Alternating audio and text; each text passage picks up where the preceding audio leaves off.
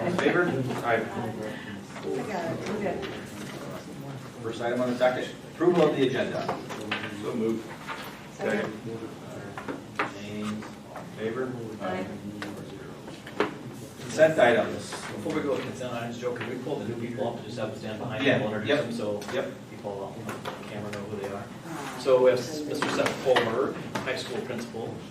Mrs. June Carson, I see you there, director of building and grounds. Come on up. Come on up. Mr. Ben Wolf, come on up, even though you're not native. Come on up. Middle school assistant principal. Just kind of stand right behind Joe and James and we'll go away your way. I just Joe. So again, we have June, Mr. Colberg, high school principal, and then Mr. Wolf, the assistant middle school principal. Thank you. Welcome to your new role.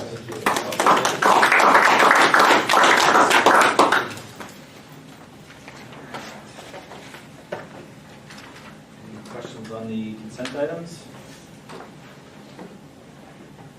No. So we get down to vendors then, yeah, so you come on.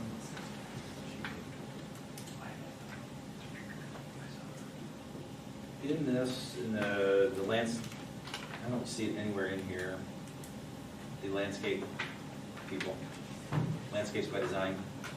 That was in our board packet, but I don't see where they are on this. Am I just missing it? By design, they were in Dropbox. No. Didn't see it. Okay, all right. Is this a different one? Yep, you're good. That me? No, you're good. All right. Yeah. What are they doing? What's? Nothing. No, They're not on. I got my wires crossed up. Okay, you want me to start going through vendors? Yes. Okay, so the first one, we have an agreement with Hank Community that their students can come up here and take a class. So this is for one student, Hank will take a class, we have room in those two classes for that student. Again, they're responsible for transportation.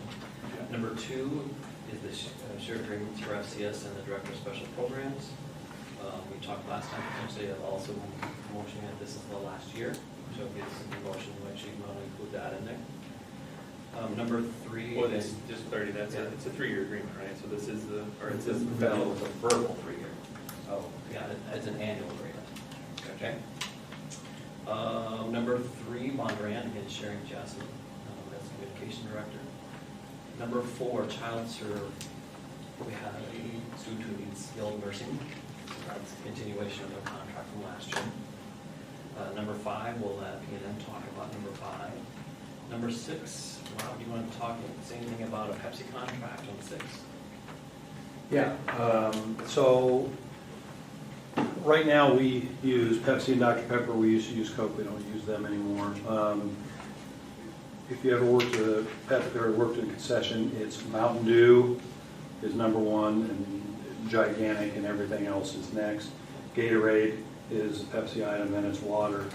What we sell for Dr. Pepper, sell some, but the other Dr. Pepper is very limited of what we sell for Dr. Pepper products. And to be honest with you, they could be replaced with Pepsi products. Pepsi's giving us a pretty good deal. They'll cut $3 off a case. They'll give us some other rebates along with what they're calling a scholarship of money that we could use however we would like to do that by simply agreeing to go with them.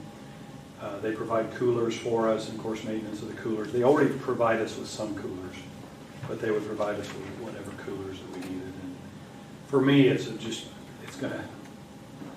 money thing. So that's our unit, because that's why I printed this up. Our unit price is per, they sell them by cans or the 20-ounce bottles? 20-ounce bottles, yeah. And we get, Joe, our product from Pepsi. They just, since we're not all Pepsi, they don't give us the discounts. Yeah. So I'm looking at this for Mountain Dew, then it's what, $15.21 a case, basically? Yeah, I'd have to look at it here, yeah.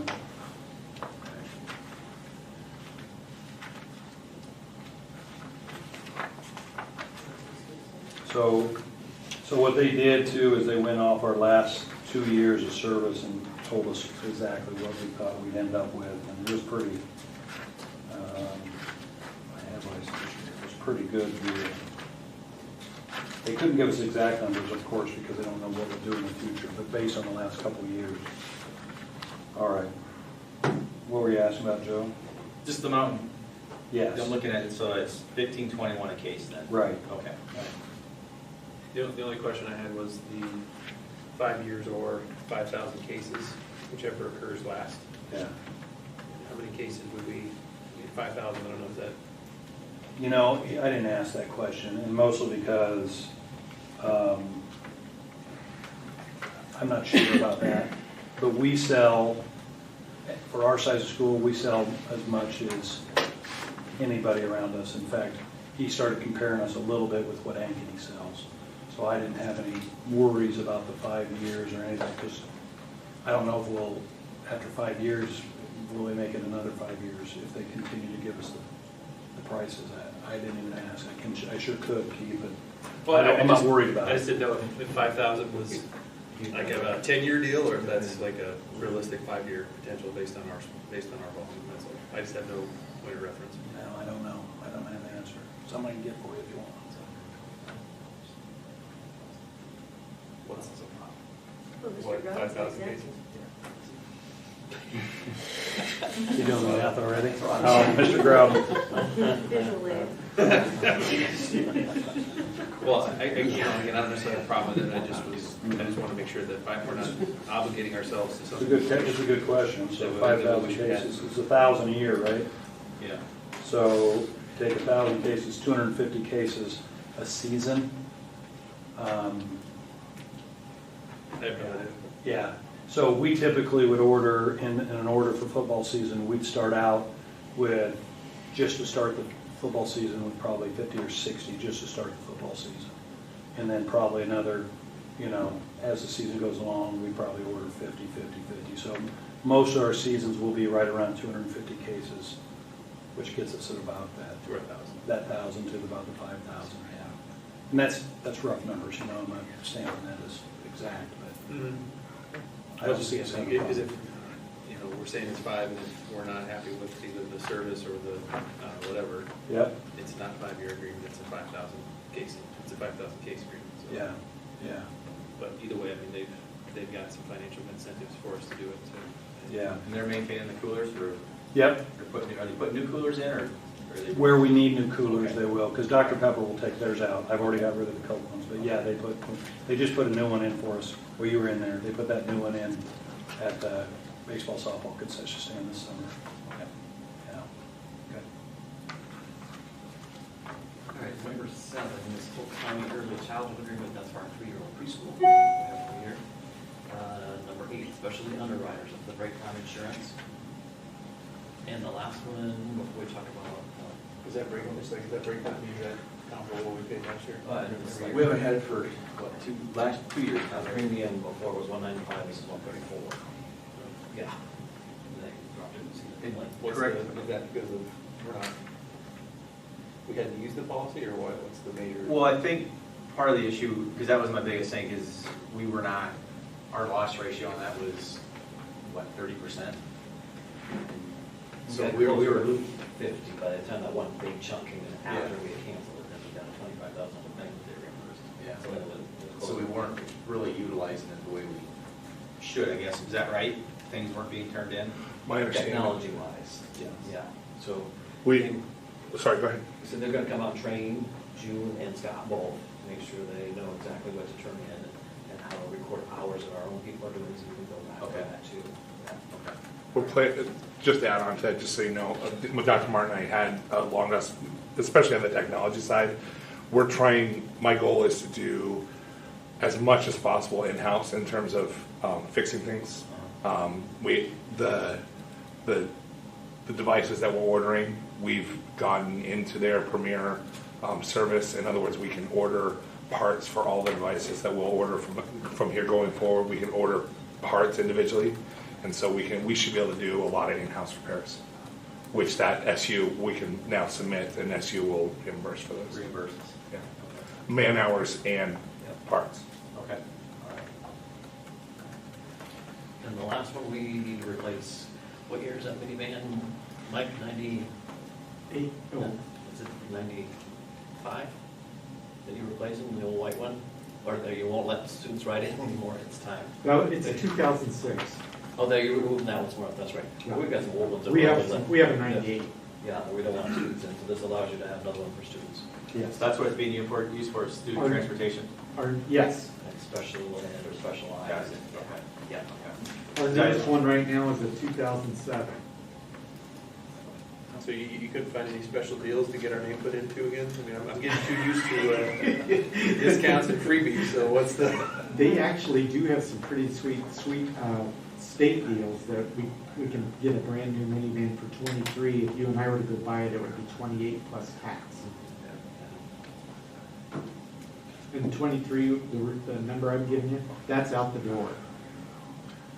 There you go. That's everything. Yes, I'd like to buy about 5 of them, sell them on the side. It's been nice knowing you. Might remind you this is being recorded. Can we just go back and erase that? Hang on. Okay, Rob, want to talk about the clothing agreement? Sure.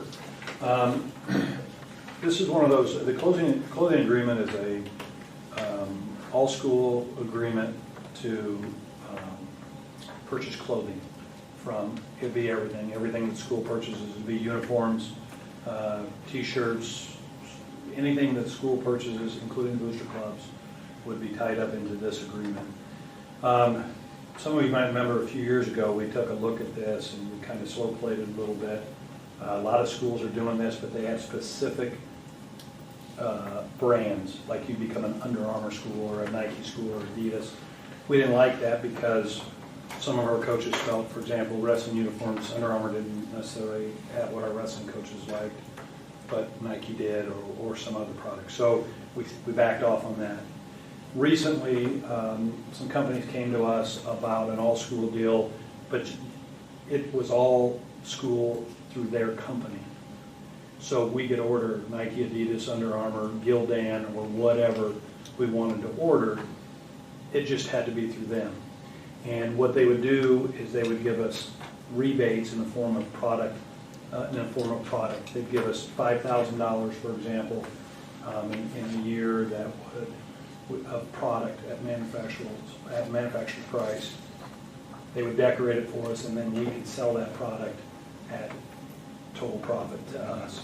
So it becomes a pretty good amount of money that comes back into our programs. They also give rebates on number of sales.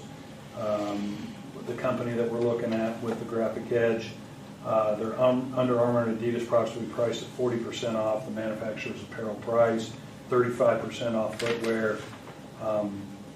There was another company, 2 other companies that gave proposals for that. Financially, this one was the best. Yeah, there was another company real close to this. That company had included equipment, and some of our coaches were a little cautious about equipment because, Coach Middleton likes to get his baseballs at certain places, or Coach, Hesse likes to get some of his equipment at certain places. So this allows us to still give our coaches a chance to buy equipment at other places, but when it comes to apparel, Nike is Nike, Gildan is Gildan, Under Armour, so they can, where we get it, it really comes down to, that cost and customer service is really important too. And so what they're giving back to us on these products is pretty significant. So right now, it looks like they just do Adidas and Under Armour.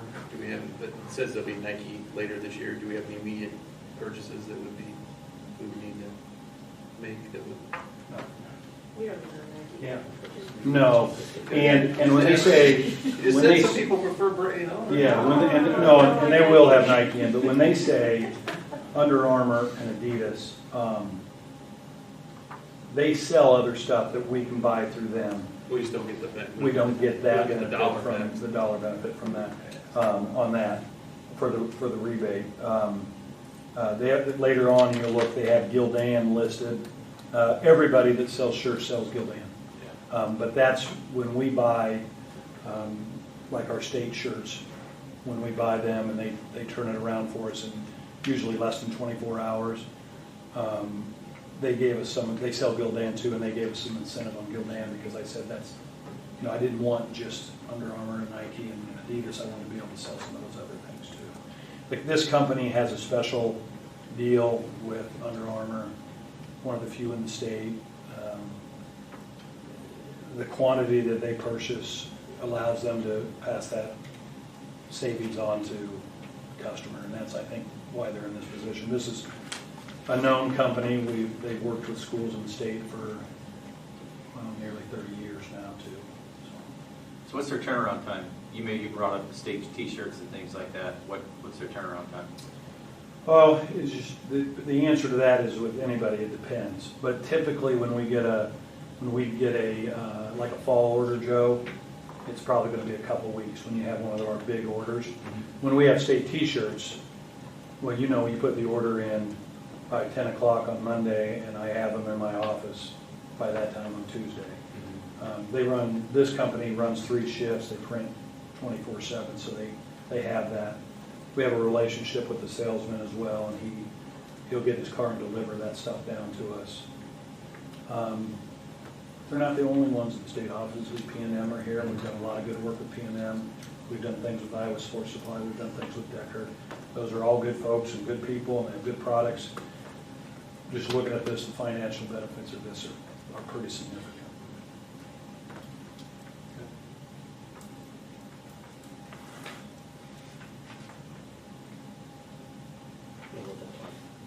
Any other questions on that? I mean, I'd be glad to. So today, P&M submitted about what time? Did they submit something today to you? I don't have the time this morning. Yeah, first thing this morning, I sure did. When we get the request? Tuesday. This week, yeah, Tuesday. early this week. I do have that proposal for all of you guys. Well, not all of you. I have one that heard it, two. I have an extra one if anybody needs one. Could you guys introduce yourselves? Yeah, definitely, of course. Thank you. So my name's Ryan. I am the production manager at P&M Apparel. This is Kay Farron. She is the owner of P&M Apparel. Your last name, Ryan? Tony. So just to go through our proposal, we want to thank you guys for your consideration of working with P&M Apparel for an exclusivity contract for North Polk schools. We value the relationship that we've had with you guys and also Polk City community and also the North Polk community for over the 20 years that we've been in this community.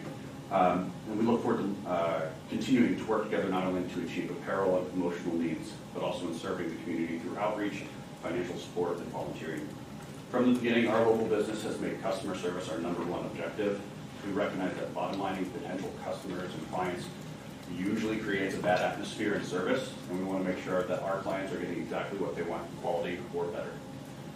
That being said, we know that money is always a factor and want to create a measure of support for the North Polk School District for gratitude and their support of us. We know we have the unique position from our competitors that our taxes go right back into the North Polk School District, so we want to encourage that exchange for mutual benefit.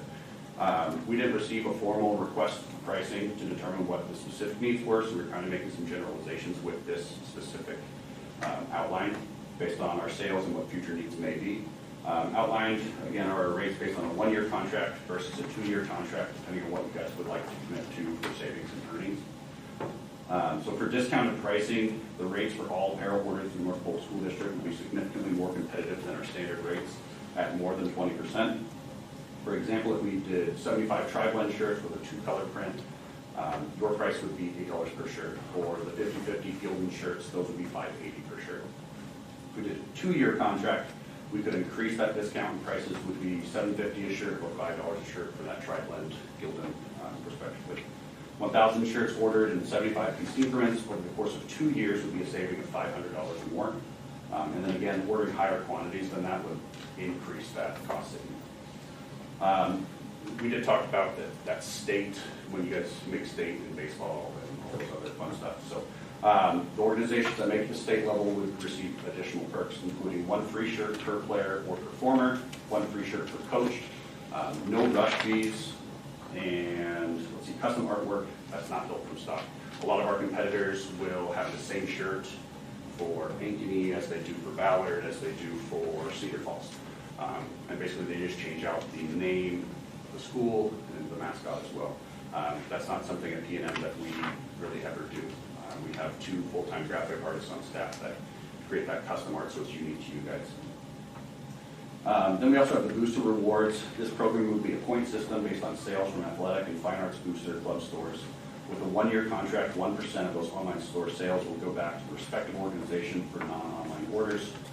So, for example, if band has a fan store, 1% of those sales will be credited back to ordering marching band white shirts, for example. With a 2-year contract, you guys are getting 3% of those sales back to those organizations, of course. To put that into context, last year we did over $50,000 with booster clubs alone. So you can see how that kind of stacks up. Almost over $1,500 for jerseys or something similar. Other perks, during the new teachers luncheon, we would give $15 gift cards to all those new teachers to shop in our retail store. I see a lot of familiar faces, so you guys have been in our store. You know that we have a large selection of North Pole apparel that isn't necessarily the same stuff that you're going to get from another company off the web. It's not a gilded shirt. It's for ladies, we have a lot of boutique stuff. For guys, we have a lot of very sports-driven items as well. Every set of athletic jerseys would include 1 free polo for coach and athletic director, and then we get a $50 credit to boosters, online apparel coordinators once a year. All art, again, is custom made. You'll never see a shirt that's the same as Madrid or anyone like that. Lastly, we'd like to highlight some of the things that we offer that don't have monetary value. We understand, again, that money is a factor, but we bring great value to this community, both the Polk City community and North Polk community. We can't always compete with the pricing of much larger companies, but we know the worth of supporting local businesses, and we strive to pay that back to the community as we can. So some examples of how we've done that in the past years, since we've been here for 24 years. Over 20 years. So for the last couple semesters, we've hosted special education students, getting them into intern with us to provide them workplace skills. We've also raised money for families in the North Polk community and donated to a lot of causes. Specifically, we host a 5K race every year called Monster Dash that gives right back to families that have been fighting cancer. And we have a list of well-loved families in the community who take every chance they can to bring us business because of how we've gone so far and above and beyond to take care of their friends and families. Again, that retail space that we have there, you're not going to see that in a lot of small town areas similar to the North Polk community. It's something very unique that we have here. Because of our location, we can manage all online order pickups, all phone calls, all order issues, anything customer service related in-house, taking that burden off of you guys or any other administrative people. We also provide options for late hours so more parents can pick up, and we can store all of those orders at our location instead of having you guys to take up your space here. Additionally, dollars spent in our business go right back into the school through taxes and North Polk residents and parents who are our employees. You're not just buying a t-shirt from us, you're supporting a paycheck that provides for the various students that you guys serve. So we want to take this time to thank you for your consideration, and if you have any questions, Kay and I are here.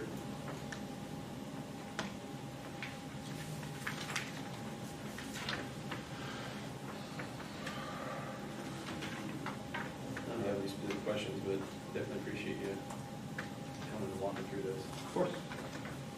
Appreciate that.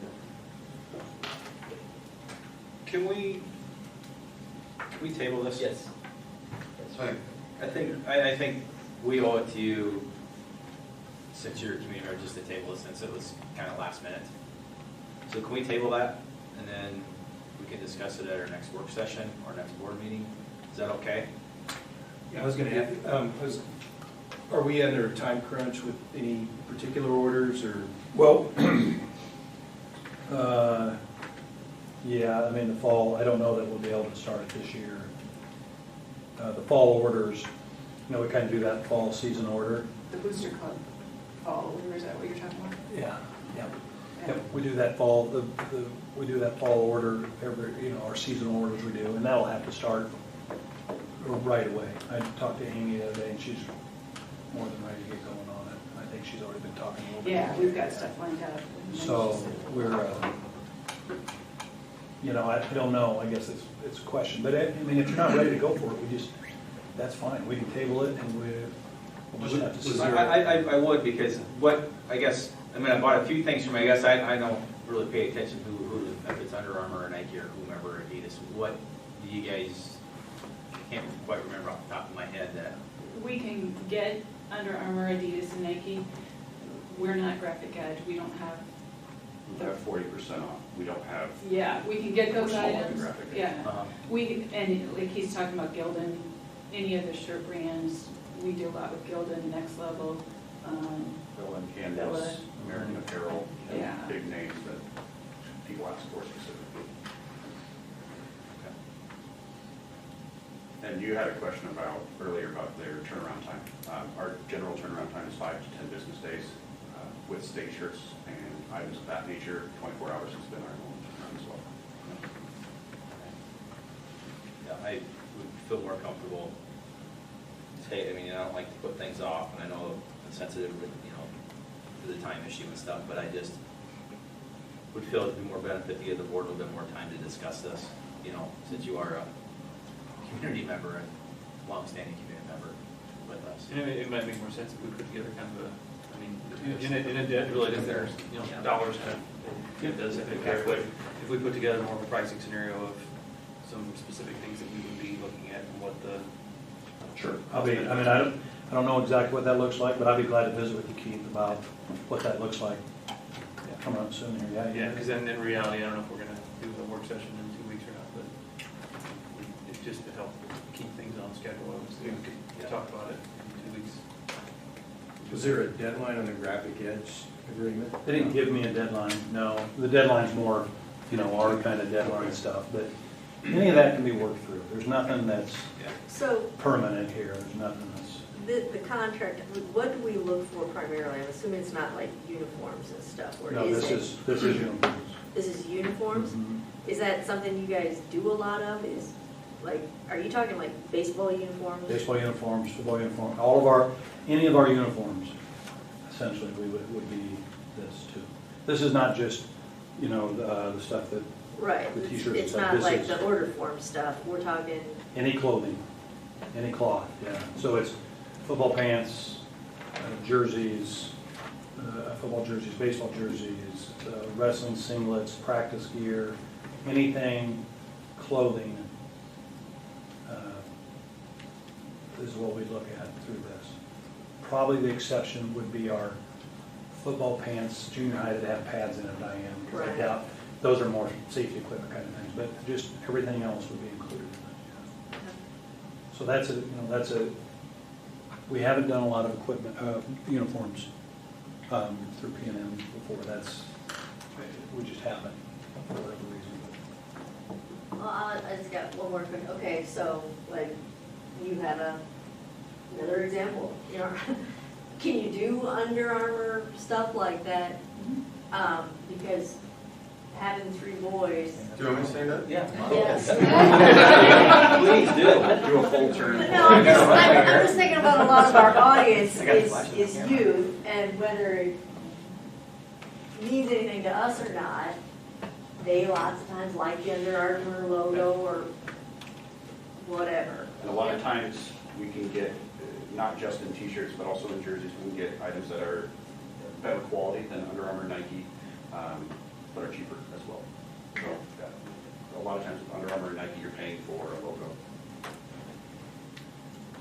I'm thinking, unfortunately, the logo Yeah. also sells. Yeah. So I'm comfortable. From your store, what's your top sell? I guess what garment? Is it like the pullover quarter zip or whatever? I don't know if you give us a kind of Tri-blend t-shirts. what a price comparison from you guys to these guys, Kind of what I'm thinking is we put together a couple of different order scenarios, and, I mean, we can at least understand what the cost impact on a few different scenarios would come down to. Or, what comparable products and what that would potentially mean. I mean, there's dollars and cents impacts, then there's other intangibles that we need to talk about. So I could talk to Rob about putting together a little market basket to have both organizations price out. At least so we can. We potentially look at this in just like 2 or 3 weeks, Sure, And, or sooner. and keep it to this topic only and make it short. Yeah. Yeah. Would that be nice? No, and I appreciate coming as well. And speaking of the intangibles, with what you do with the community, that is a highly intangible, but I'm gonna find it to be a tough decision just based on, numbers and things like that.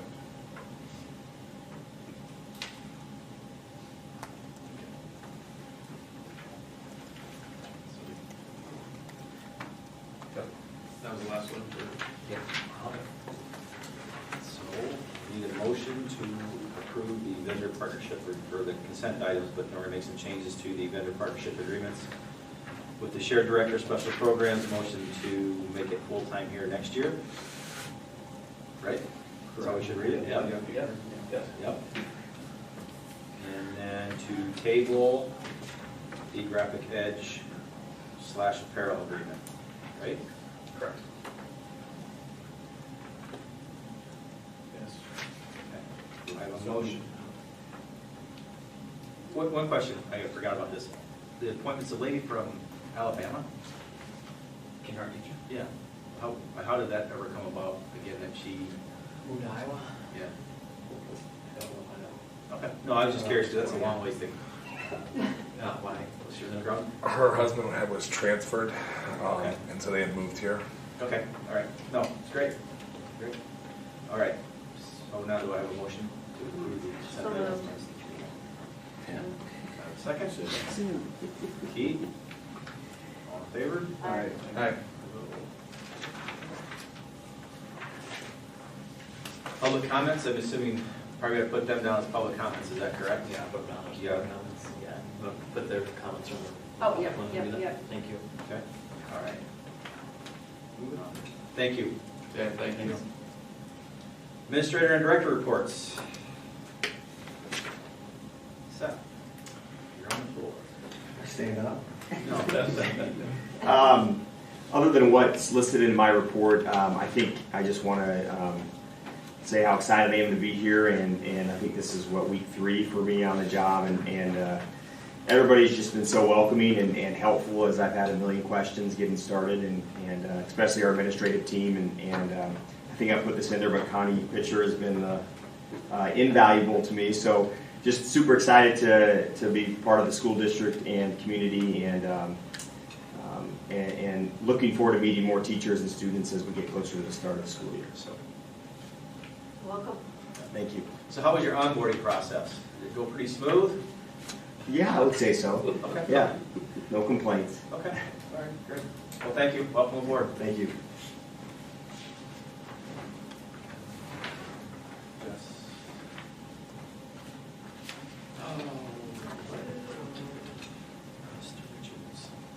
I brought my assistant here for that. The only thing I have to add is, typically July is a slow month, and this year it's been a pretty fast month. Having come aboard, we've already started talking about our building goals for next year and kind of vision for the high school.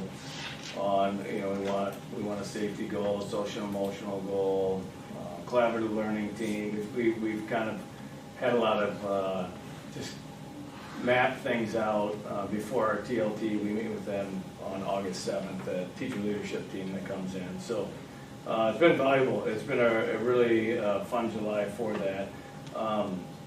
The other thing that we've been working on is our roles and responsibilities of how duties are going to be split and what Ben's going to be in charge of, what I'm going to be in charge of, so we can present that to the staff right away. So there's not confusion on, who does this now? We want it pretty clear and cut. So that's, we've really been working on that, getting our master schedule and everything to go, and been working with Seth and Mary Jane on our special ed position that we're still looking for. So, but that's about it. Just getting new phones, right, Scott? So, no, it's been a good July. If you didn't have time, take a look at John's building, especially gym 1, the outside of that stucco stuff was really looking bad. We had somebody come in power wash, it looked like almost a new building. It looks awesome. And they power washed the west side too, and the academic wing's gonna be pulling out. And I've got pictures to show you the difference. Yeah. It looks He so much better. did an amazing job. Yeah, Building's Outside, looking really walk good. through the halls with the new carpeting, that looks pretty amazing. it is. Yeah, so I walked through that a couple times. got the hallways painted, like, we had tan in there from just 4 or 5 years ago and stuff, and we kind of continued to gray with the carpet, so the building looks really nice. We're doing a nice job. I have to thank our custodial staff again, they did last month. I've never had a crew work this hard and clean this deep. They're cleaning behind where filters were and like vents and stuff. It's like, it's beyond, our building's the cleanest it's ever been. So kudos to them and their work. My enrollment update is changing by the minute. I think Sharon added about 5 students today to our list too, so stay tuned for that. I guess I'm just really excited for the to get staff members back into the building. I want to thank Dr. Mark for the opportunity and all of you to go to Denver and learn about high reliability schools. Was it a couple weeks ago now or last week? Last week. I'm just excited when you go and learn new stuff to know that the stuff that we've been doing has been the right work. Energizes me and knows that even though I know the work's for something, it just when you have the experts and the gurus that you've read for years and years tell you that this is the right work, it kind of adds an exclamation point on the end. So I'm just really excited for the continued work. I'm excited, the PLCs will lead us to the place where we can truly say that we have guaranteed and viable curriculum that's right for our students and families, and that we have intervention plans in place that it's not just a one-stop shop with the core instruction, but we're going to follow it up with intensive intervention to know that when we send kids on to the next level, they're ready and they're prepared. So I'm just really excited to continue the work. So do we have any thoughts, though, looking at this enrollment data, it's actually net decrease 10, what's on here? Yeah, Am I reading net that correctly? From July to July, it's decreased 5. But I just said 5 today, so it's like we're even already. That you increased 5 today? Yeah. Or, okay. That Sharon added to list today. There was 5 students. And that just, with cohorts going out, cohorts coming in, just different numbers. Gotcha, thank you. Yeah, leave the accounting up to the accountant. Yeah, okay. They have enough fingers there.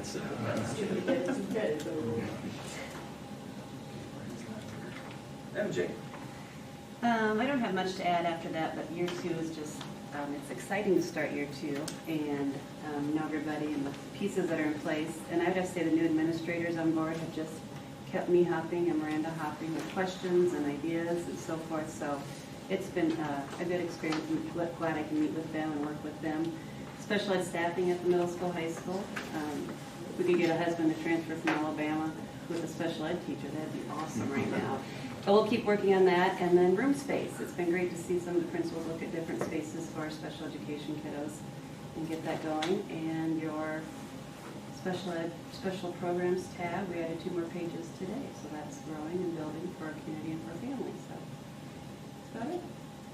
So with this high reliability schools, what are you going to bring into our schools from that, or what? I don't think it's PLC important. process is the big focal point of it. Do you want me to start? It's an extremely complex process, and it's under the assumption that there's a PLC philosophy in place that's rock solid. With our work, we know that we're not rock solid with that work, so the continued work with the PLCs will then lead us to the next levels. I think the first thing that they've stressed, and when you read the book, actually, the class I'm taking at Drake right now, is the book is High Reliability Schools, is we have to ensure that all students feel like they're safe and secure at school, and that staff members are treated and they feel that they're accounted for and supported and have all the resources necessary to do their job. So the level of feedback that we'll get through stakeholder surveys and being able as a lead team to look at the survey data and to set targets and set goals and to have rubrics to look at, and have indicators and to make sure that, you know, they call them lagging indicators, to look through and say we have this in place, we have this in place, and this place, so that when we get data back, we can look at it, and our first place to look back is at that framework and say, okay, this is something that, this might be our goal for the quarter, this might be our goal for the year, this might be our goal for the next 3 years to boost up what we do, so that when we ask students, we ask families, we ask parents, we ask whoever, they can give us their honest feedback, and then as leadership team, we go back and we do the work. Okay. All right. It's an organizational. When you get PLC is over all that. It'll help with some of those pieces to maybe we're kind of struggling with. The other part, like, is you can have them credit you as well. I mean, they'll come on, are you certified at this level? So we'll have outside experts saying, yeah, you, so it's just not us talking about it, you get outside. Plus, teachers can get high reliability schools certified, so we'll look at that saying, is that an opportunity for additional compensation?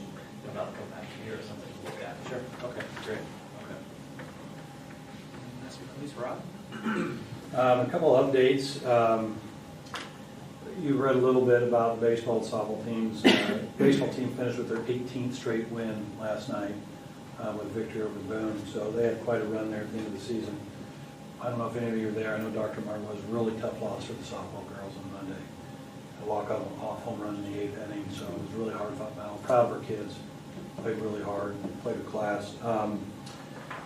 Also, Coach Foster received information today as Iowa Girl Coaches Association Central Iowa District Coach of the Year. Yeah, if she's watching, I just got it here shortly before we came to the meeting. So, Lynette, if you're watching, congratulations. So, a couple of updates. You know, I hope that if you've heard about from 7th grade baseball, you heard from a lot of parents. I'd like to thank our 7th grade baseball coach and actually all our baseball coaches for working around. That facility is a great facility, but one facility for all those teams, 37 7th grade baseball players. We had 26 doubleheaders scheduled for the season for 7th grade baseball. And the kids did a great job, and the parents seem to be, enjoying the season. So I'm really pleased with what our coaches and our people did over there at the baseball field. 3D. Mr. Wolf and I have had a discussion about that, about getting started and getting going with that. We've got a game plan. I spoke with the 3D folks on the phone this week, and we've got a layout for our cohorts. We're having 4 cohorts. The coaches have signed up, almost all of them have signed up for certain cohorts. So in mid-August, before the next board meeting, we will have got that fully rolling, and we'll be able to get an update on what that looks like. Moving forward. Handbook process. I know there are probably going to be some handbook questions. There usually are with their activities, but I wanted to know a little bit about what process we had. We met with some coaches, some parents, and we met all together. We put in about around 5 hours and probably a dozen emails back and forth on going through those major points that you saw there. You got a lot of information this time, more than I've ever given information out about that. The committee, I think if you talk to anybody in the committee, and this is what I got, they worked really hard, and they found out that some of these decisions are really hard to make, and that's why we dumped it in your lap. Because it's really hard to make, yeah. It was so hard, on that one item, they just couldn't pick a recommendation, because it's just there's pros and cons to both. So I just wanted to let you know they did a really, really good job in that process. I really appreciate their work. Thank you. So, question. So is this Rob's, was that his last activities director report? Yes. Okay. So when would be a time to discuss what's the next steps in regards to that open position? So once he's approved tonight, then we'll open it up right away. He's been approved. Yep. We'll open it up right away and get it advertised. Yep. Congratulations.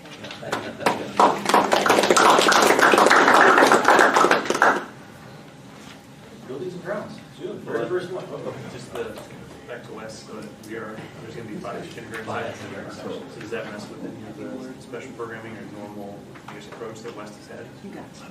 Yeah. Not yet. There was one space available for specials, yeah, that rotation, yes. Still one though, okay. That was it. Unless he creates a new schedule to the Which room are they, is that gonna take? Okay, help me out. It's going to be, Moving, so the old art room, The old art room is. old art room right now, we put, that's where we put the data center, the new data center, but we put it specifically in a corner so that it could be walled off. And so now the rest of that room, which is very large, will be the new special ed room. And then where special ed was, will be temporary. Gotcha on that, so it'll be on the same hallway as Mr. Gotcha, that will. And there you go. Good. Jim? Okay. Just thank you for this opportunity. I'm glad to have stepped up into this role and excited about it. So I probably don't have anything new from what I put into the report. The buildings are coming along, they're looking good, and it's been a fairly smooth transition, so I'm excited. Great. How many of you have been in the old art rooms in the elementary? Teams, right? So they took, and are taking the ceiling out, so I want to look at Morgan through the day. Really cool, I mean, because those are elevated ceiling. Yeah, vaulted, so they took all the false ceiling out to open that up for art. It looks really nice in that. So kudos to June and those guys, it looks really nice in there.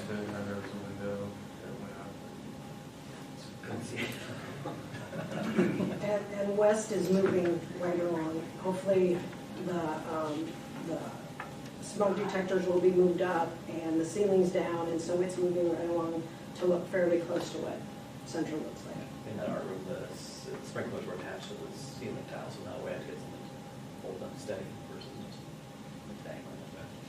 Any concerns or how's the relationship so far, I guess, with HPC? I know that's still not cleaned up in the final punch list items, but. I met with him last week with the middle school, and painters are coming back in Saturday to work in the kitchen, going really well. They're supposed to reseed some of the grass out front because it's more weeds than grass.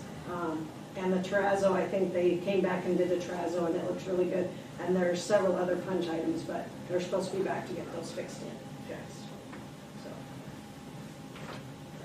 Hey, real quick, last meeting, they were moving dirt. Did we ever figure out what they were doing over there? Did you ever hear what Mike, did you see what the neighbors were doing over there with that dirt down by the north? I noticed they were moving a lot, but I don't know what they're They're doing. doing that, okay.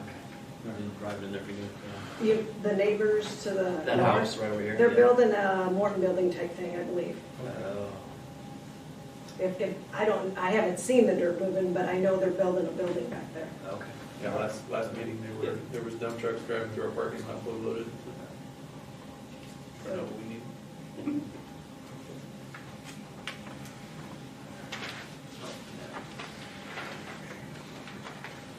Mr. Grog? Hi, so I'll add a couple things. John kind of alluded to, we're officially crossed over on a couple of items through our E-rate stuff. We are on the UPN internet now, so our main internet service has gone from the 400 megabit speed that we were getting from ICN to a gig, and we actually went down in cost, which that's really awesome. So we're getting our internet now through UPN, which is also the same people that are supplying that dark fiber between the two campuses. So we're over on internet now through UPN. That crossover is all done. We also we hit a couple snags, but we are officially on our new phone system as of today. So the phones all got turned on, kind of checking that out. Hit a snag with a couple of 911 issues, so we're fixing those right now. 911 was working, that wasn't the problem. The address was showing up with an address that doesn't exist anymore. Every 911 call was going out to, the address is showing 313 141st Street, which does not exist, first of all. Second of all, that building doesn't exist, even if it was on 141st Ave. So that's being fixed right now. This should be done by Monday, so we're good to go on that. The cabling is going through, as I put in the report, the cabling, they're done with West, except for the gym. They're renting a they only want to rent for the higher drops. They only want to rent a lift once. So they'll come back through the two elementaries and the middle school for the higher ones with just a lift by itself. But other than that, west is completely done, including the data move, which is really nice. We're able to put all our phone systems and the phone system, the backup server and all that stuff in that new data move. It's really nice to be able to work in there as opposed to 8 feet up in a custodian closet.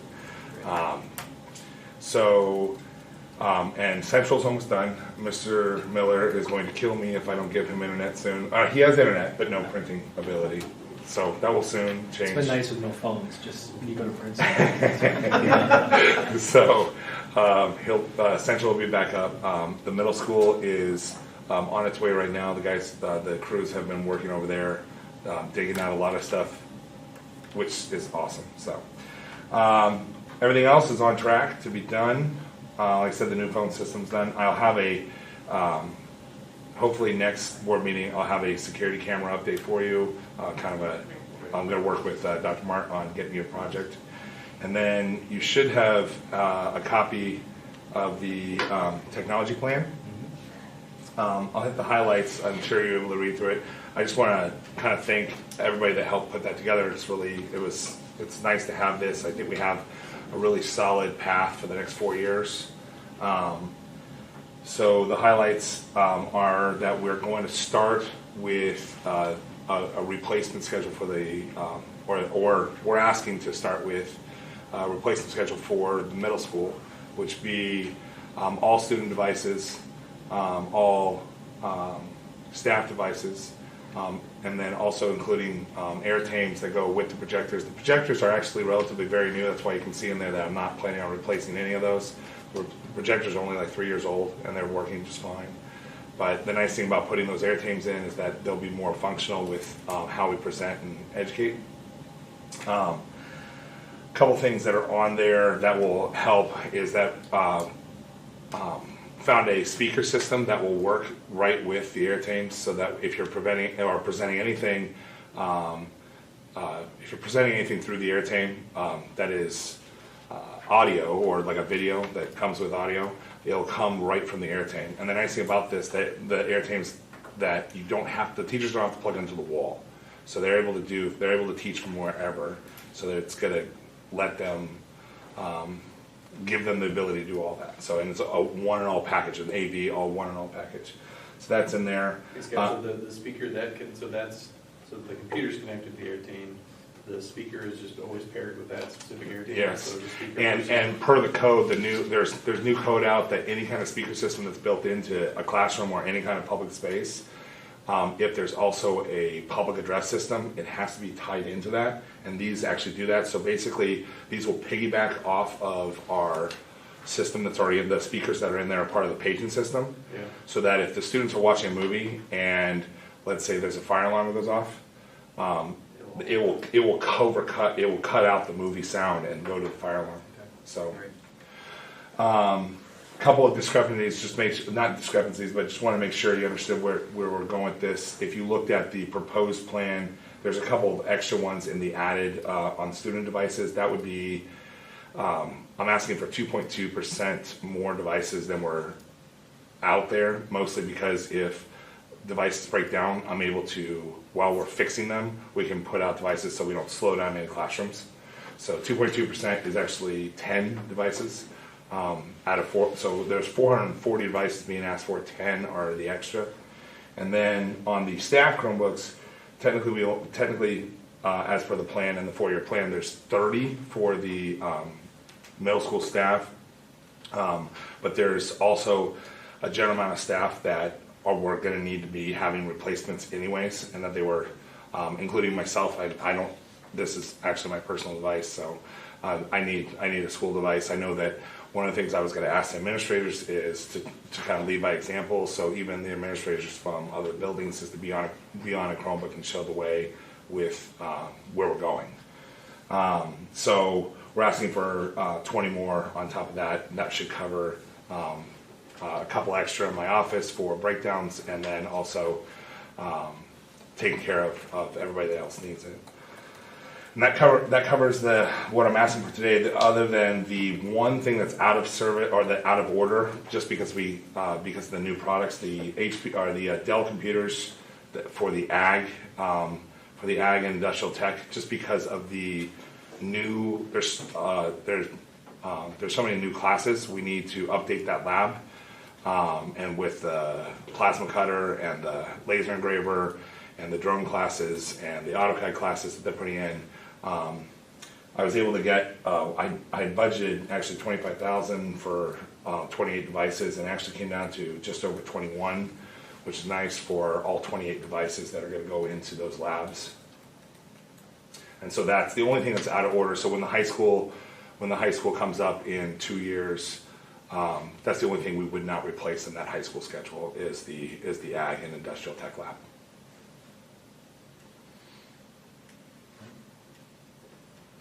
So I guess we're not, well, we can talk about a new business, but I'll just wait till we get. Yeah. So I didn't know if you had any questions on the plan, if you were able to look at it, or if you had any questions, I'm more than happy to answer. Yeah. Okay. All right, Mr. Pearson? I just returned from an annual transportation conference. On Monday, they took a remotely controlled bus and ran it intentionally to 2 crash cars. And they tried to roll it, they weren't successful. The front wheels come off the bus and that kept it from rolling. But they had 9 student crash dummies inside the bus, and then they took all that information and showed it to us yesterday, and showed us with cameras and a video of what happened inside the bus. So some of the students had seatbelts on, some of them did not, and so it's pretty eye-opening as to what can happen on that. The other class that they brought us, it was kind of a scary year, but they brought in a lady from Minnesota who had 3 students with fatalities about 20 years ago, and she went through a bullet by bullet what happened on that day, and some suggestions on how to be prepared for a tragedy like that. So Mike, what are you saying, potentially seatbelts, we should be looking at seatbelts? It is only a matter of time before states are gonna pass that. Didn't the State Board of Education already? I think Our it's already- state board of education is, if I understood it correctly from this weekend, they're trying to kind of do an end around the state and make us do that. Either way, I'm in support of it. Not so much as a safety issue, like in a rollover, there would be a safety issue.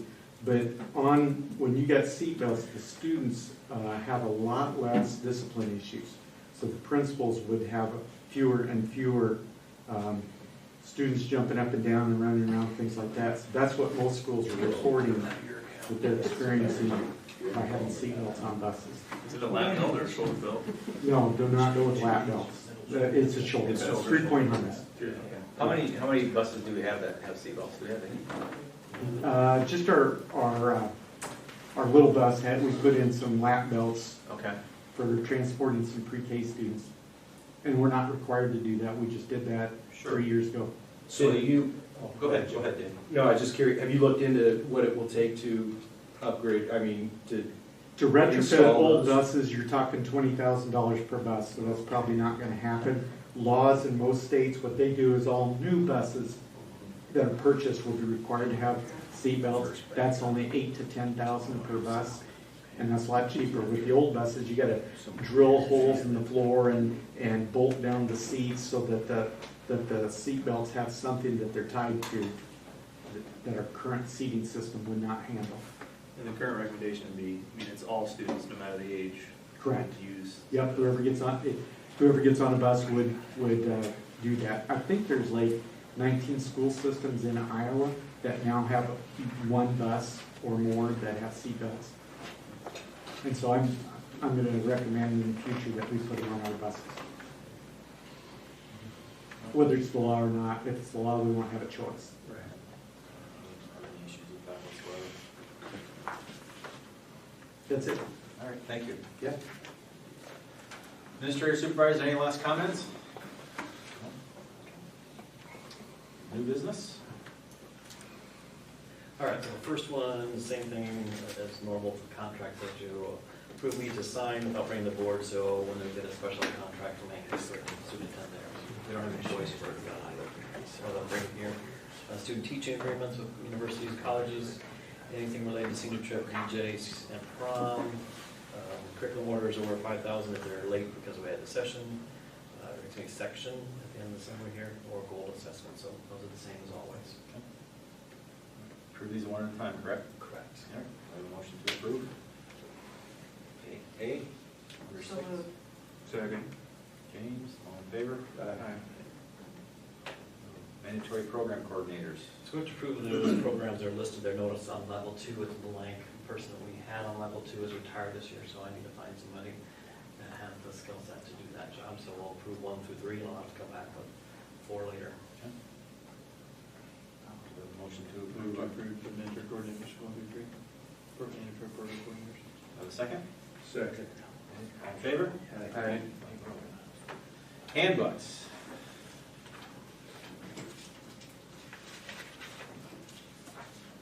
Activities. Any comments? So I sent a few thoughts regarding the activities changes to Rob. He responded. I think it's very important regarding the first item. Let's just jump to the attendance policy for participation. We've got the 2 bullets. The student has a very good academic record. I think that just needs to be defined, what that means. Very good. Yeah. I have them too. You can't leave that like that. It just doesn't. So- Or my question was, who's making the determination? Right, that's why I think it's, what, 3.0 and they're in current good standing, something like that. So when I, sorry, and Dave, when I put that in there, I wanted to make sure we talked with Mr. Polberg about what he thought, when we put those guidelines in there, everything, to get his input for that. We didn't really have time with that. No, that's fine. Yeah, just that jumped out at me right away. It's like, ooh, that's just asking. And then the same with the next one, very good attendance record, what does that mean? And then I appreciated Rob's example. I wasn't sure what administration discretion in considering absence meant, yet he had a very good example of a sibling potentially going to away for a soldier or something on deployment or something to that extent. That's an excellent example. As I told you, I'm concerned about the not so excellent example and just putting an administrator in a position to make a decision that maybe 50% don't agree with and 50% do. I think, I would hope 100% would agree with the example that you gave regarding the deployment. Yeah. So I don't know. Well, that's what I had highlighted too, is like, what types of activities are we even talking about, right? I guess what falls into this bucket generally? Well, like that example. Well, that, but I mean, Yeah. well, So 10,000. this whole, I'll tell you that part of it, it actually came up with a student playing club sport. And what happened, we had a student that is an outstanding student. They had a club volleyball tournament on the weekend. The club volleyball tournament ran into Monday morning. And so they called in advance and says, this runs into Monday morning. We'll be back for practice. Can she practice basketball? And the answer we had to say at that time is, no, I'm sorry, we can't. So we had a student that wanted to go Friday. She was at Ankeny. She goes to church in Ankeny. Her youth group was doing a public service project. Ankeny happened to be out of school that day, so their youth group was doing a public service project. It was a leadership project. She was in a spring sport. Can we go to this? The answer was no, because it didn't fit our policy. So there are really good things that kids are doing that we support. If they are really good students, they got a good attendance record, we want to have the option of saying, and there are some guidelines. It has to be that day. It has to be something you can't do. This is not shopping for a prom dress. This is not getting your driver's license. I had one come up this year is to get their passport. That's the first one I've had, and I had 2 of them this year. Passports you can get during school hours only, essentially. So there are some things that just can happen that day that are not necessarily school, but are really good things that need to happen. And that's why this policy went in. That's what the discussion was amongst our committee. Okay. Yep.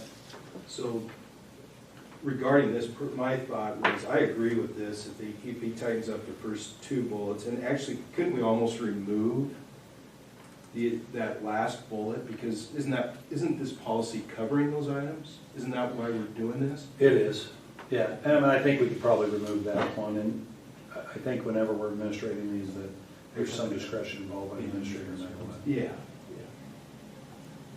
I have no problems with that myself. Gene, you're talking about removing the administrative discretion? Right. Because, yeah, I mean, but there's still some level of discretion no matter what. It's even, unless we can make the criteria that it's black and white. But either way, I have no problem with adding that as an option, because there's probably about 20 opportunities for this way. So do you want to remove the discretion? I do, yeah. I think that actually. Administrators, do you got any input on this? Are they even looking at it? Are they aware what we're looking at? Okay. I just feel like it needs to be in there for what he's bringing up, that the administrator needs to have some discretion sometimes. It's very, I know.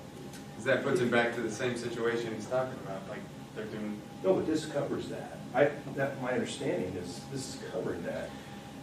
As much as I would like to say that this covers everything, I don't think. likely, I never would have thought of some of the things that would come up. But if you take it out, I'm saying that likely as administrators, we're always going to try to make the best decisions based on the policy and have some discretion if it's listed or not, but putting it there just means that. What about a scenario of a student that's just below the academic threshold, but it's a deployment situation? I mean, are we going to? One of the situations was the reason that went in there, and I just remember this, I'm glad you said that. A student that has a very good academic history and attendance history has mono and misses 2 weeks during the first semester. Still a strong student, the pass has always been good, has been since then, but all of a sudden we said, well, you missed 2 weeks, you can't go. Well, we can look at a broader picture than that if we have a little discretion in there. So that's where it came up. Whereas prior to it there wasn't even an option to have the discussion. Yeah. Just leaving it in? Yeah. Okay. Then the other item, this is fresh in our minds, jumping back up to the overlapping practices and events. In the event that a state competition occurs on the same day as another non-state event, students will not participate in the non-state event during that day, unless the AD and flow coaches agree. Once again, I agree with this up till unless the AD and both coaches agree.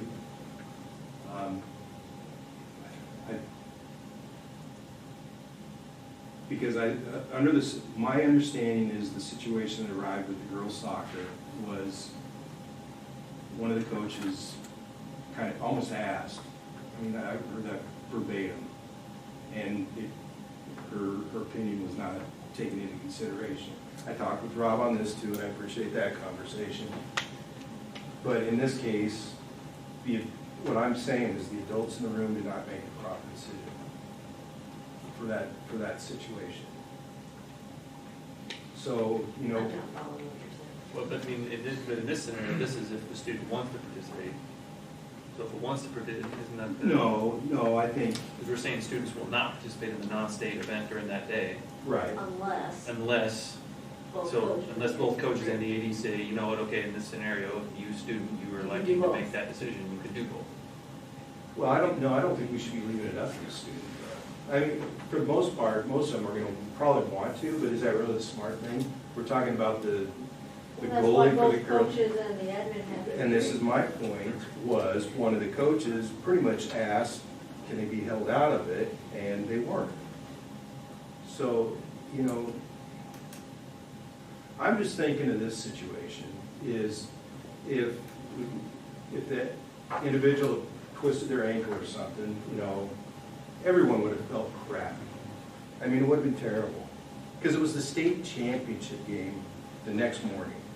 And that game also, that softball game, went into extra innings. We weren't in bed until probably midnight. I still don't, and maybe I'm being dense, Dave, I still don't understand what you're hung up on, because this makes it sound like both coaches would have to agree, whereas in your example, it sounds like one coach didn't agree and wasn't heard. And see, the way the policy currently says, it's an AD decision or mutually agreed upon by both coaches. I'm paraphrasing that. So in this situation, there wasn't That's any, for to allow for them to be excluded or not have to participate. there was no mutual agreement between the two coaches, so the second precedent should have came into play where state competition should have came into play. The thing mutual about the agreement was they mutually agreed to disagree on it. But I guess in Diane, no, Diane and I was just seeing this from way. But in the way it's written today, in this example, the student is not going to play. Right, In the if non-state one event. coach says, I don't want him to play, Well, no, the student is not. The student will not. I mean, there's no. unless they both agree. Unless the student decides to, the student gets both coaches on board and gets the AD on board, then they can participate in both. So even in the scenario where one coach wants, one coach doesn't, I'm sorry, you don't have a quorum, so the student will not participate. That's how I read it. reading it. So then Dave, what you're saying is you just take out the unless the AD and both coaches agree? That's kind of where I'm at. So then there's no opportunity for the student that does choose to participate in both. That's all you're doing. I think you gotta leave some discretion for the coaches, the admin. No, seriously. I hear you, What but I hate is when Tom Marie tries to tell me how to parent. Well, I don't wanna sit here and tell them how to coach all the time, and if I would like to think that if it's going to detriment the state championship, I would the like to other think coach that would say, too, you and know that's what, not what happened. no. Well, but again, in our current verbiage, we didn't establish that the default position is the student will not participate. That's not how our current policy is written, correct?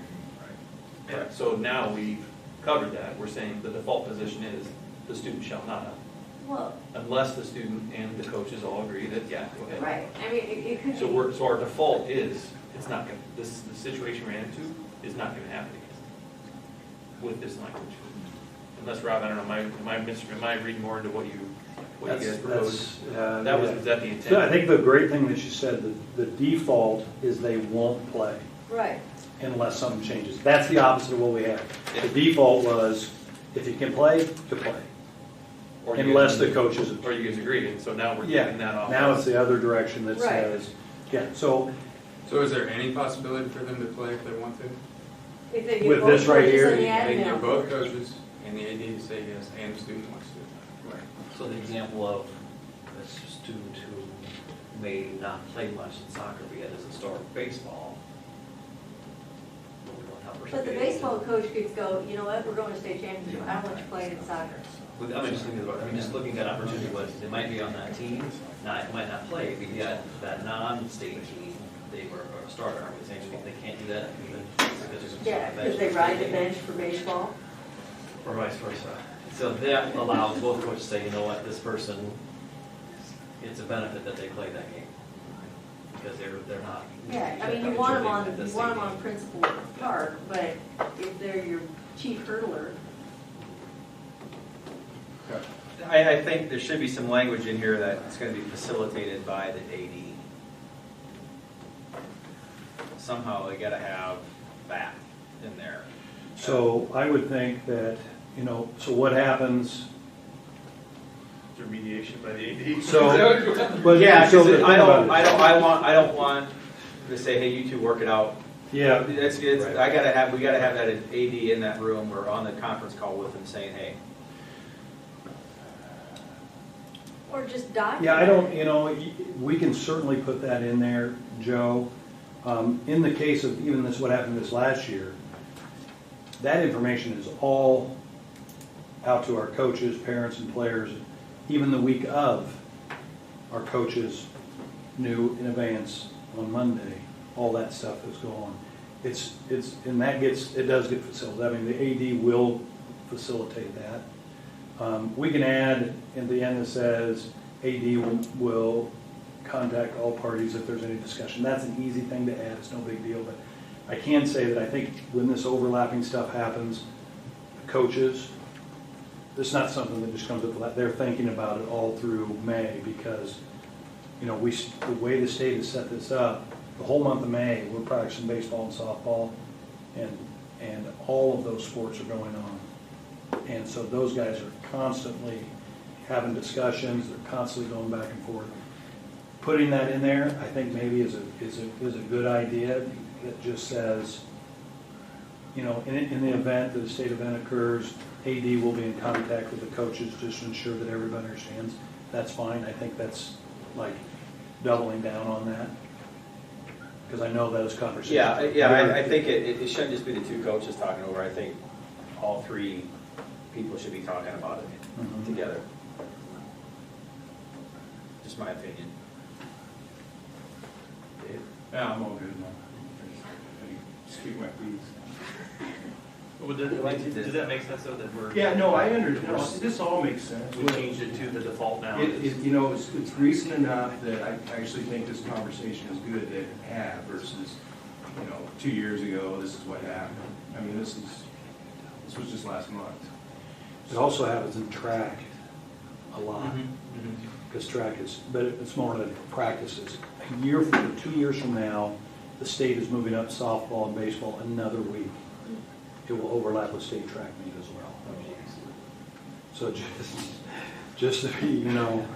Games will actually overlap. Yes, games will overlap, and that will be not just track, but it'll be golf and tennis, all of those. That's all going to be there. So it's an important discussion to have. I'm glad we're having it. When's that, Rob? In 2 years? I believe in 2 years, and I don't know that the state has actually pulled the trigger on it, but they're going to. Does that mean state meet for baseball, softball? It's going to be more like mid-July? So, interesting, the state baseball tournament, the state softball tournament will then be on the same week. But the next week will be a dead week for all schools. Athletics, music, any fine arts. We'll lock the keys for activities for a week. The state's putting that in there too. So when is that? What year? No, but I mean, so The you said date. it moved, so we have a dead week So after what happens baseball? is baseball is going to move back a week. Right. And then that week that we usually have state baseball tournament, that'll be a. So they won't go from the championship baseball game to Monday start No, football they won't do practice? that. They'll have a week off. Correct. So, yeah, so anyway, that's off topic, but I'm just saying in 2 years, we can look for this overlapping to be more than just what we have it now. It'll become more relevant.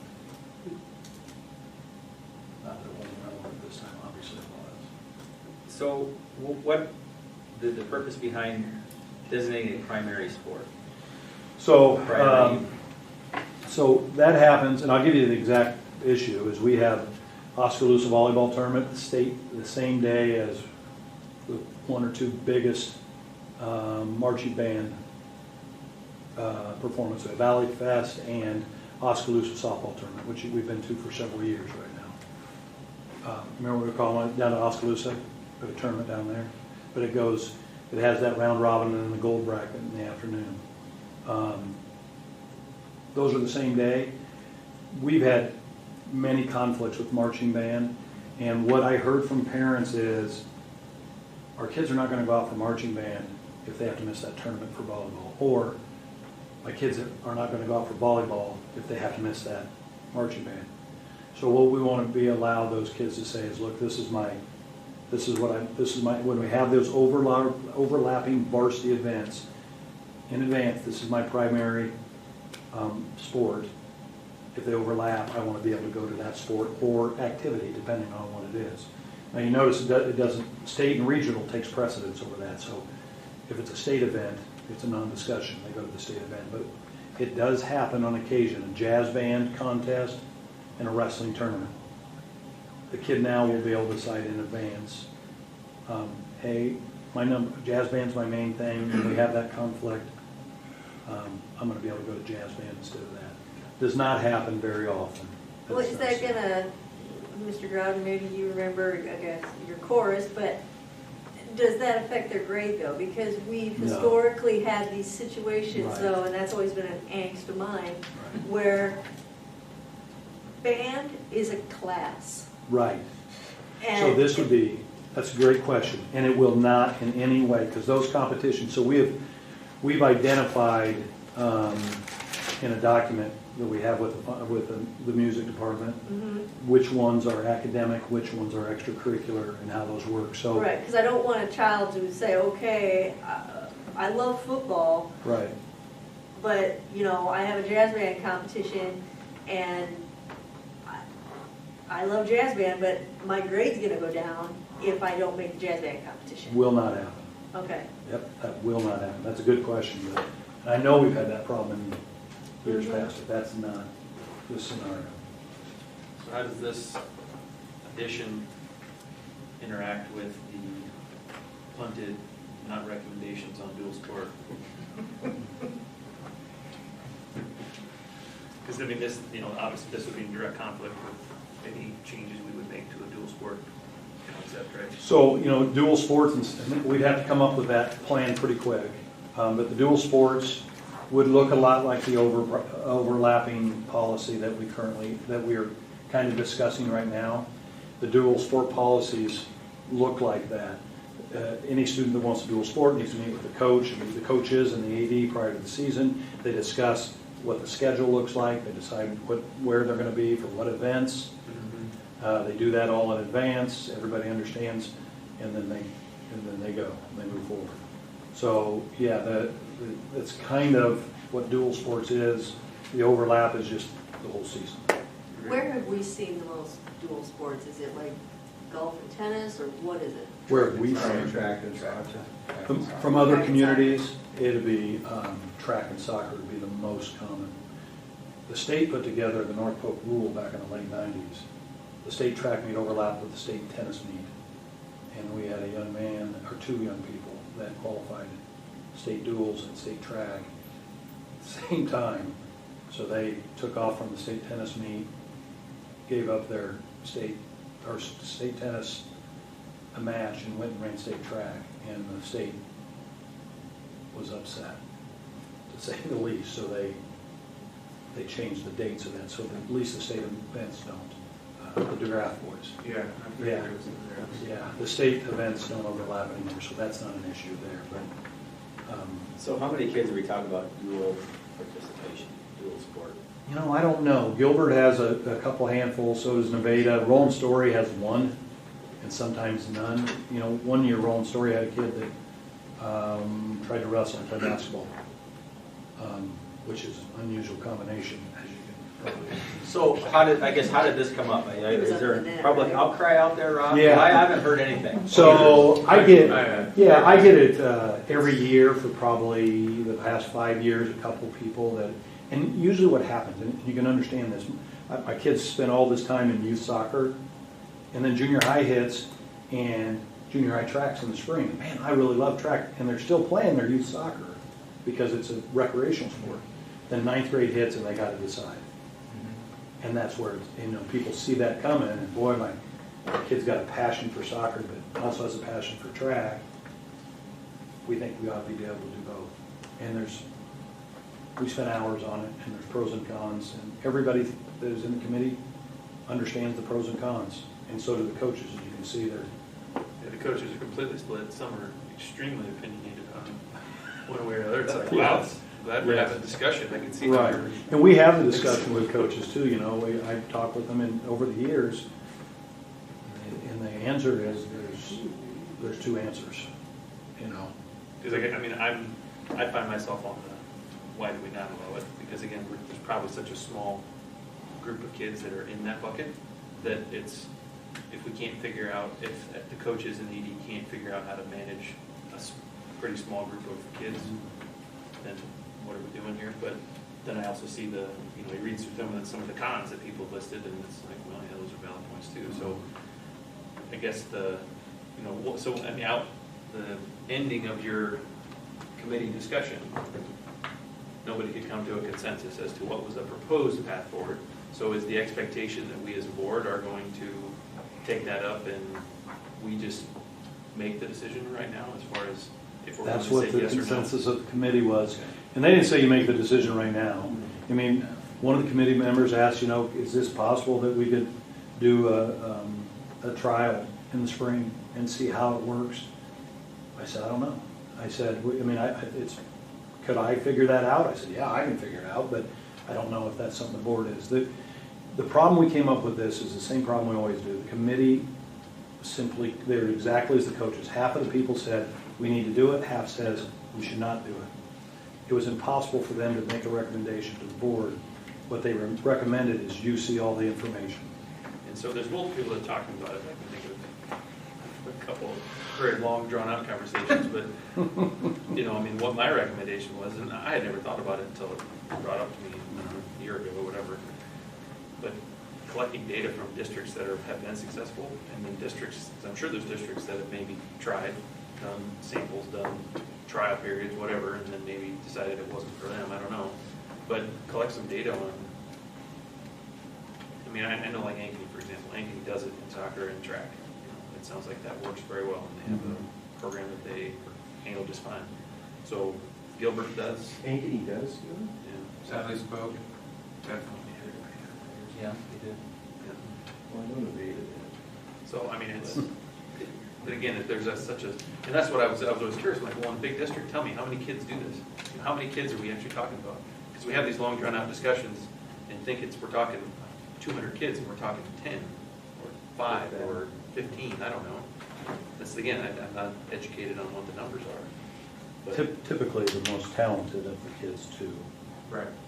It's typically, Agreed. some of the freshmen, but by the time they're juniors and seniors, the kids that can actually do this successfully, Like your basketball wrestling example, that's something that'd be it didn't work out. It'd be impossible on the student.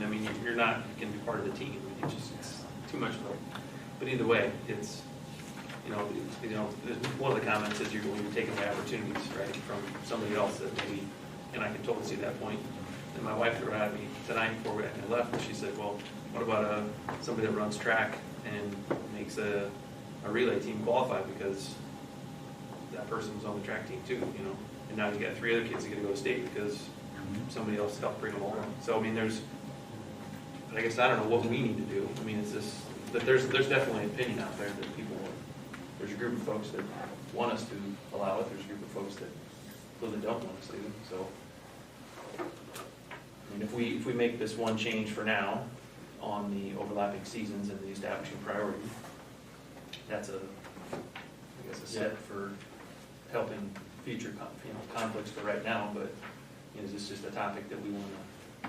I think we should bring it up at a later date. Not that I just don't want to put it off, but I think there's still a lot more opinions we need to gather on that before we make a decision, because obviously your committee felt uncomfortable, didn't have a good sense of which way to go, because I got a text message from one of them right here and saying, I'm just not going to go into it, but they're not in favor of the dual sport. So, it's just, and their point is, okay, you practice so long for this team, you're over here, but then all of a sudden, this team over here is going to, practice, and you attend very little practices, but you're going to play in our game. It does create a little dissension or teamwork on a team culture. But what about the team building exercises? Which coach, teams have a lot of, team meals, which one do you choose, Yeah. It gets sticky.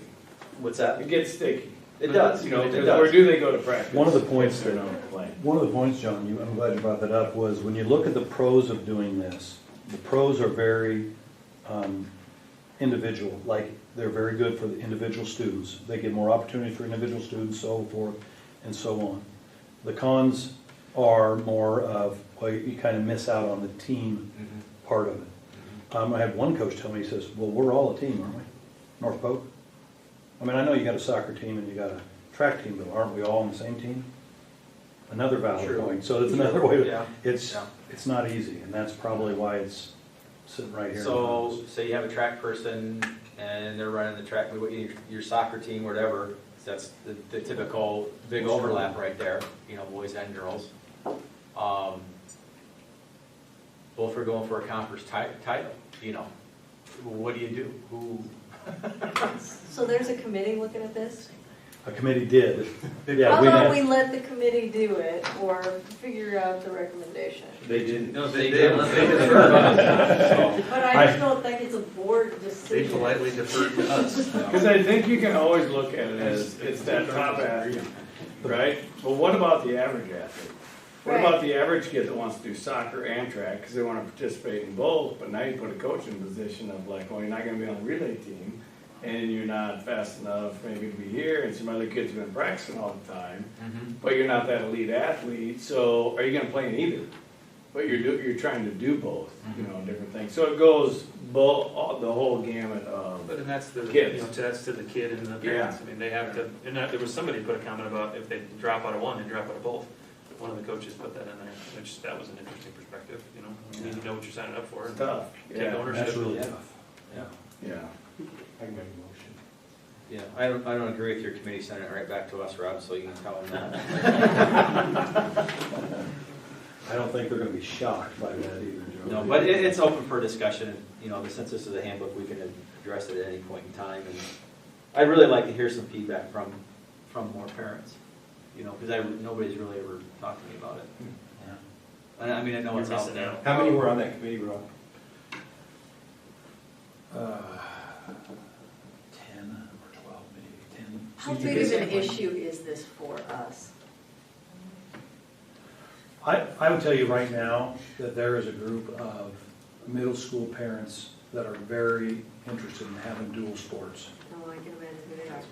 Well, no, and they because Good point. they have very good. It's a good class. Yeah, they have very good, it's girls.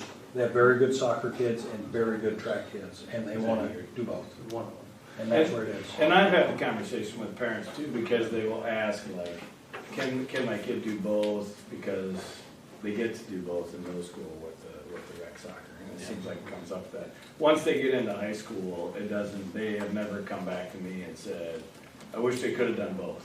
You know, I think they start to realize like, it would be very hard to do both, but is the option there for them. It's a topic of discussion every year. Yeah. So I get, Yeah. We got the middle school handbook, as you said, don't forget that one. we do them both before we. We did both. Well, let's just singular, start with activities right now. So I move that we move with the 2 bullets for overlapping practices and events, to add those. We move with the recommendations regarding attendance policy for participation with 2 caveats regarding the second, third bullet points that very good academic record and very good attendance record are defined. And that we would table the dual sport. Okay. What about the Wednesday? Nobody has one more thing. Anybody have any issue with moving the Wednesday from a Wednesday up to the first Wednesday? Down at the very bottom. Say that again? Where was So that? church night would go to the last Wednesday right before Memorial Day. Proposing that goes first Wednesday of May first Wednesday of May. So the first Wednesday of May would be the last Wednesday where we wouldn't practice till 6. Many schools, when May rolls around, the Wednesday rule goes away. We've always waited until Memorial Day. What happens is when those sports, soccer, when they're all overlapping, Wednesday rolls around, they're like, man, we can't practice on Wednesday night. We got all these kids trying to do both. Yeah. So a lot of schools do that. I'm fine with that, yeah. So it would end, well, I'm thinking of the church that I was in, when my kids were involved with, it would be the first, or what Wednesday? The first Wednesday? First Wednesday would still be. Yeah, would still be church. 6 and o'clock then- night. Yeah, And then after that. yeah. Okay. And then we're tabling the dual sport for James to figure. Please make sure that's, I'm just kidding. Would you want to change the and to through on that? Semantics, forget it. Between Labor Day through. Yeah, it's semantics, don't worry about it. Yes. Okay. Mr. Potter, okay, you good? Yeah. Okay. Keith, all in favor? Aye. Middle school handbook. Just a lot of updates, right? Yep. what I saw. Yeah, wasn't there a couple things that were definitely different, but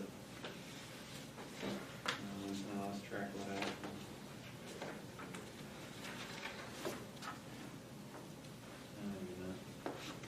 Just a lot of updates. If you keep your consistent staff, you wouldn't have all those updates. That hurts. Just he knows I'm kidding. Good. Motion to approve middle school handbook? Move we approve middle school handbook. Second. Diane, all in favor? Aye. Board policy review and updates, review 100 and 400 series. Do you want to get Jason in here? Okay, all right. We're gonna jump ahead. Well, I can wait, because did you want to do the, Go ahead. are we doing the afterwards? We can do that right afterwards, and I don't think we need anyone else here for that, except for Scott. Okay. All right, cool. You want to go first? So, so this is the fourth time that we've made this pitch, and so Bridget's always gone first. I'm gonna let Bridget go first, because otherwise you mess up our flow. It's good. So for those of you that don't know me, which is probably all of you except Dan, my name is Bridget DeVos, and I'm the Polk City Chamber Admin. And last August, I started working on having RVTV come to Polk City for this year in September. And so really, my thought in wanting to do it is really to just make it a whole North Polk community event. So we have spoken to Sheldon Olivan and Elkhart's city councils, and they're all excited about having RVTV come to Polk City. Do all of you know what RVTV is? Oh, yeah. It's a good question. You got to ask that last time. You got to ask that, so then I get on a roll about right, it. Right. So really, we're wanting the day to just be a fun day and show everyone what the North Polk community is about. We're kind of in the logistic planning stages right now, trying to get through the festival, and then next week I'll start heavy on it. But we just wanted to make you aware of it. We do have we're having some like Cyhawk challenges that we're having each town kind of have their 30 minutes of fame in front of the cameras in.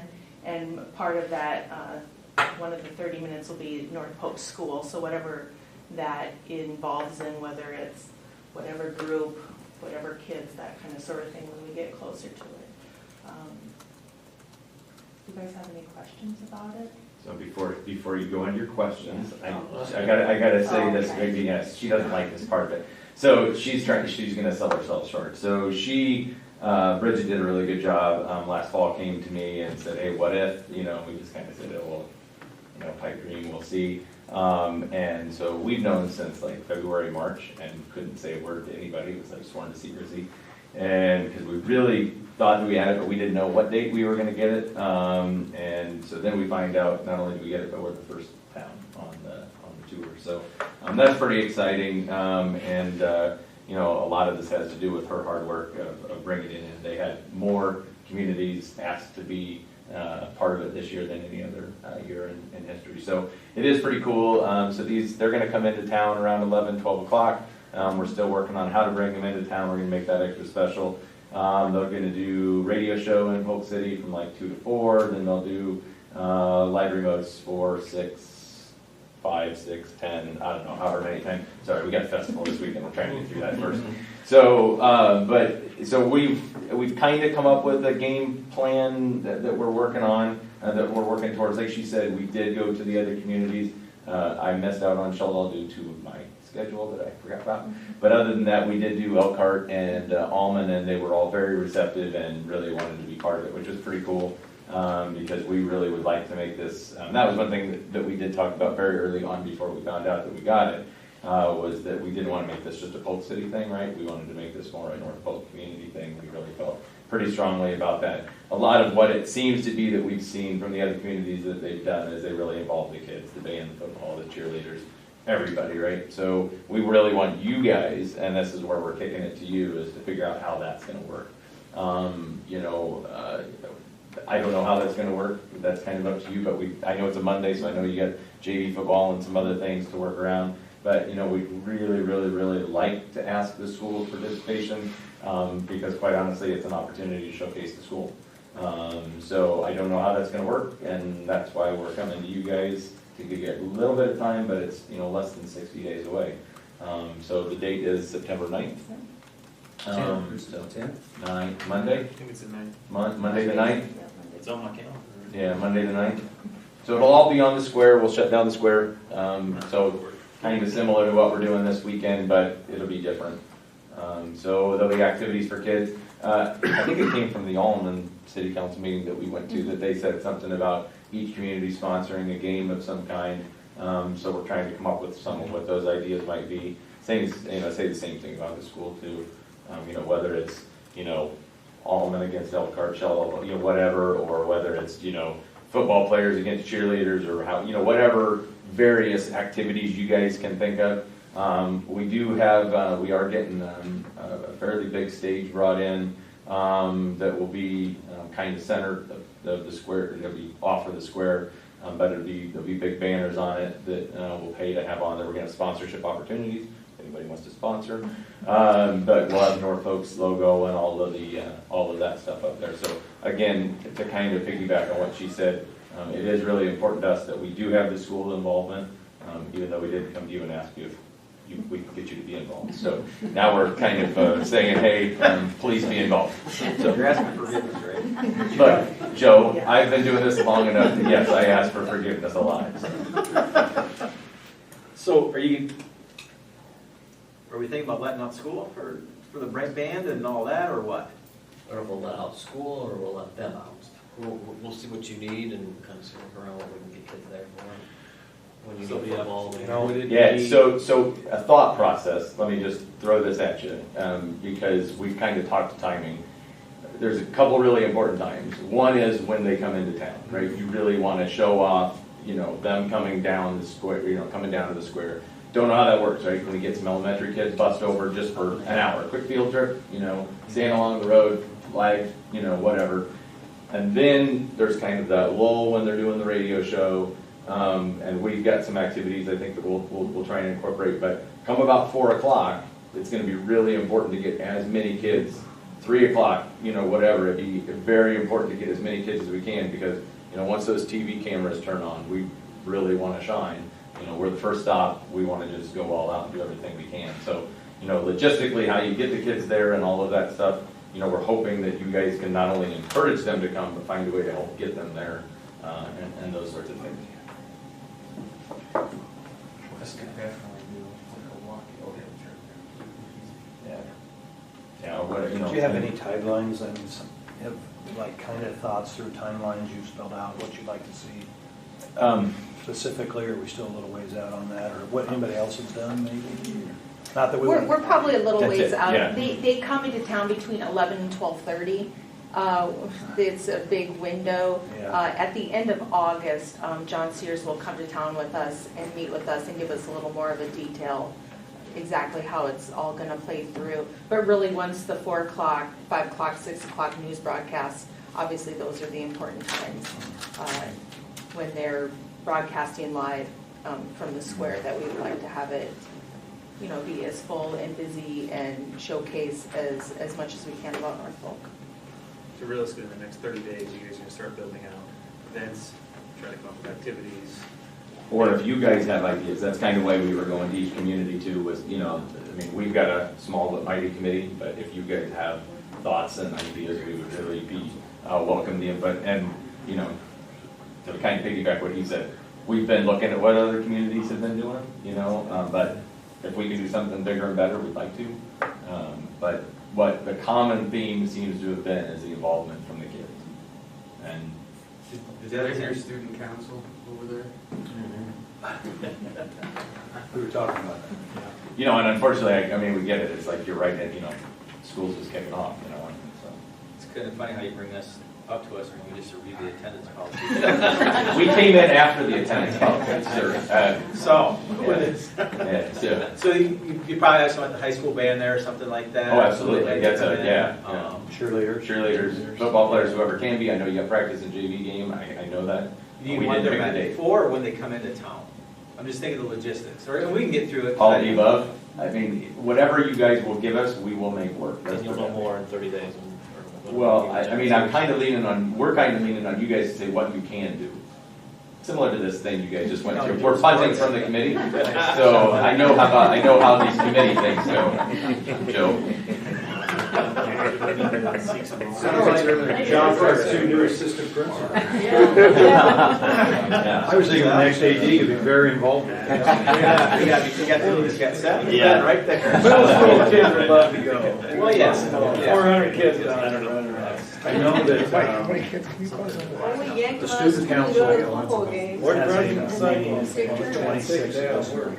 That's, All right, so At least let's put go, it in let's, our hands, at least have a look. can you get us a time, you think, would 30 days from now, you're gonna have a firm timeline? I mean, the reality on it is, no, we're not, I promise you. So, no, the reality on it is they're gonna come into town sometime, that's on them. But Alright. we're guessing they're gonna be there sometime around that 11 to 12 timeframe. Okay. So ideally, right, if you could even just get kids from west, that'd be great. If not, we're gonna pull all the communities in. Out. yeah. Because I'm with you. I mean, there yeah. is so much negativity, and this is something to bring everybody together. Yeah, without a doubt. Hence the reason we're doing it this way. Yeah. Student council meets next week, Rob, Yeah, they meet on the 26th. so that's very soon, that could be Yeah. one of their focuses, is It's gonna- coming up with ideas. And the unfortunate thing is that any other year, this would have fallen on Labor Day. Yeah. And it wouldn't have been an issue, but because the way the calendar fell, we unfortunately, because otherwise it wouldn't have been an issue. Yeah, because they put a bye week in between. Yeah, it's a good time. Which is fine. No, that's, I'm with you, to Diane, let's do it right. I mean, we're gonna ask you for the world and we're gonna accept whatever you guys can give us, right? So, but I mean, really, if you could give us, Little plan. we will find stuff for kids to do, that won't be an issue. But what we don't wanna have is this, they pull into town at noon, and then there's just this big dead patch till 4 o'clock, you know? I mean, if they're gonna do a radio show in town, I'd love nothing more than to have a bunch of people down there watching radio. How would Jeff like to serve lunch? No, but I mean, have a taste of school I don't want to food. take up much more time. Yeah, again, it's important, but, give it your student council, have them come up with some ideas, and then we as a board will, in our next work session, we'll come up with something. And in the meantime, give Seth a looks like a pretty creative guy, can you see the wheel turning back there? Excellent, that's what we want, all in. So, in the meantime, if somebody does have some ideas, get with Bridget. She's gonna start pushing some stuff out. Again, we gotta get through this weekend. But she's gonna start rolling some stuff out on Monday through social media and some other areas to try and get some sponsorship together and start bringing in some dollars on it. But, you know, she'll start doing some of that, and then, you know, you guys just get with her if you've got some thoughts. And I mean, really, we're still in kind of brainstorming, but you guys are the key piece to a We lot just of make a this. decree to cancel school like that. I think we better not. Yeah, not all Kids day. might leave. Yeah. If we lost them there. Right. We don't have to go there. Well, if we make it We'll part figure of it their out, yeah. school day. We'll figure it out. School day. Yes, All right. yes. We'll get it figured See, out. you guys are, that's why you're doing That's that. why we That's came. right. Have a special field trip for the Thank you. entire school. You're welcome. My last one favor that I do for every meeting we go to is I get a picture of you guys with Jason and I just putting it out on Facebook that we spoke with you about it and, So you would be the only one that didn't get it done. We even got Sheldon and Elkhart. You can't take a screenshot from the video that we're putting out on YouTube? no. Come on, let's do it quick. Quick. Oh, you got it. This is like a big operation. There. An old iPhone.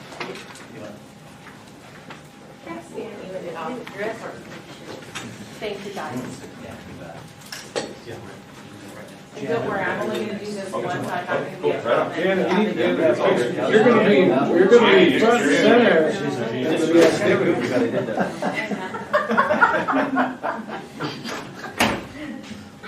All right, 1, 2, 3. Lots of text coming in. No surprise, that's the way this week's going. Thank you very much. Yeah, I think I'm sticking right.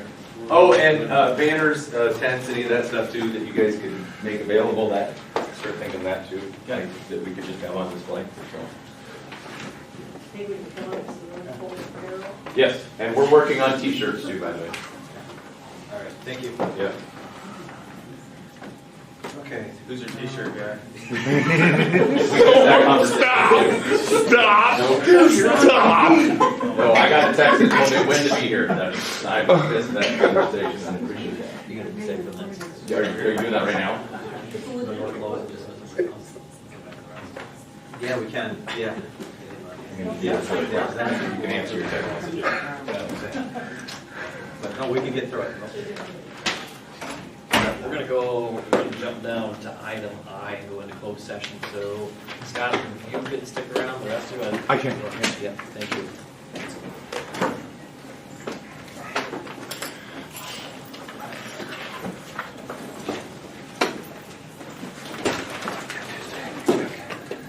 So John, did you strong arm your assistant to bully Scott into having the middle school be the first tech